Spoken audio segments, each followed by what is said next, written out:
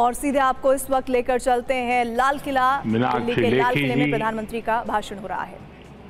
Ajay Bhatt ji, brigadier R S. Chikara ji, INA veteran lieutenant R. Madhavan ji और मेरे प्यारे देशवासियों, आप सभी को नेताजी सुभाष चंद्र की जन्म जयंती पर पराक्रम दिवस की बहुत बहुत बधाई।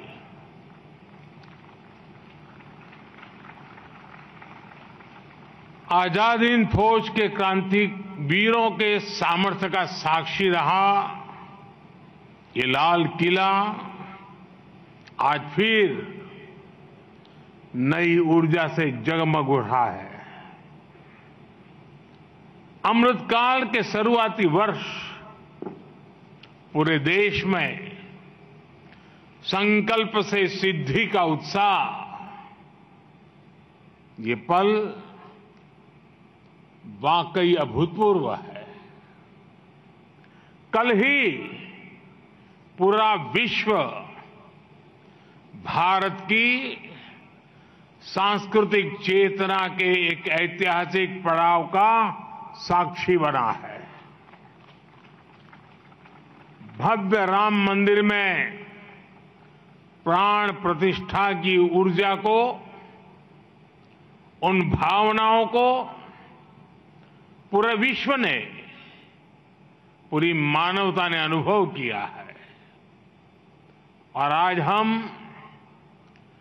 नेताजी सुभाष चंद्र बोस की जन्म जयंती का उत्सव मना रहे हैं।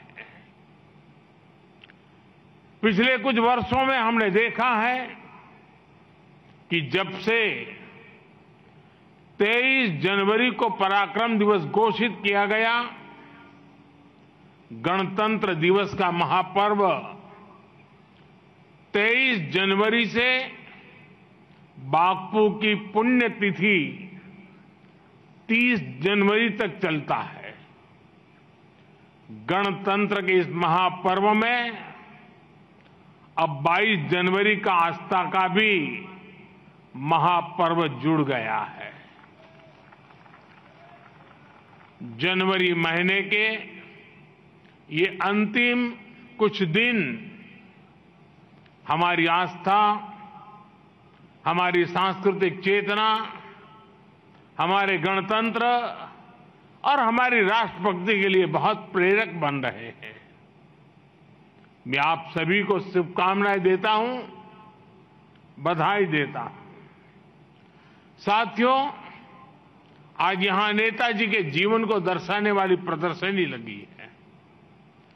कलाकारों ने एक ही कैनवस पर नेताजी के जीवन को चित्रित भी किया है। मैं इस प्रयास से जुड़े सभी कलाकारों की सराहना करता हूं। कुछ देर पहले मेरी राष्ट्रीय बाल पुरस्कार से पुरस्कृत युवा साथियों से भी बातचीत हुई है। इतनी कम उम्र में उनका हौसला, उनका हुनर अचंभित करने वाला है। भारत की युवा शक्ति से जितनी बार मिलने का अवसर मुझे मिलता है, विकसित भारत का मेरा विश्वास उतना ही मजबूत होता है। देश की ऐसी समर्थ अमृत पीढ़ी के लिए नेताजी सुभाष चंद्र बोस बड़ा रोल मॉडल है। साथियों, आज पराक्रम दिवस पर लाल किले से भारत पर्व का भी आरंभ हो रहा है। अगले 9 दिनों में भारत पर्व में गणतंत्र दिवस की झांकियां, सांस्कृतिक कार्यक्रमों के द्वारा देश की विविधता का प्रदर्शन किया जाएगा। भारत पर्व में सुभाष चंद्र बोस के आदर्शों का प्रतिबिंब है। ये पर्व है वोकल फॉर लोकल को अपनाने का। ये पर्व है पर्यटन को बढ़ावा देने का। ये पर्व है विविधता के सम्मान का ये पर्व है, एक भारत श्रेष्ठ भारत को नई ऊंचाई देने का। मैं सभी से आह्वान करूंगा कि हम सब इस पर्व से जुड़कर देश की डायवर्सिटीज को सेलिब्रेट करें। मेरे परिवारजनों, मैं वो दिन कभी भूल नहीं सकता जब आजाद हिंद फौज के 75 वर्ष होने पर मुझे इसी लाल किले पर तिरंगा फहराने का सौभाग्य मिला था। नेताजी का जीवन परिश्रम ही नहीं, पराक्रम की भी पराकाष्ठा है।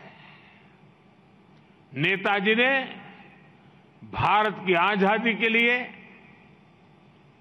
अपने सपनों, अपने आकांक्षाओं को तिलांजलि दे दी। वे चाहते तो अपने लिए एक अच्छा जीवन चुन सकते थे, लेकिन उन्होंने अपने सपनों को भारत के संकल्प के साथ जोड़ दिया। नेताजी देश के उन महान सपूतों में से एक थे जिन्होंने विदेशी शासन का सिर्फ विरोध ही नहीं किया, बल्कि भारतीय सभ्यता पर सवाल उठाने वालों को भी जवाब दिया। ये नेताजी थे जिन्होंने पूरी ताकत से मदर ऑफ डेमोक्रेसी के रूप में भारत की पहचान को विश्व के सामने रखा।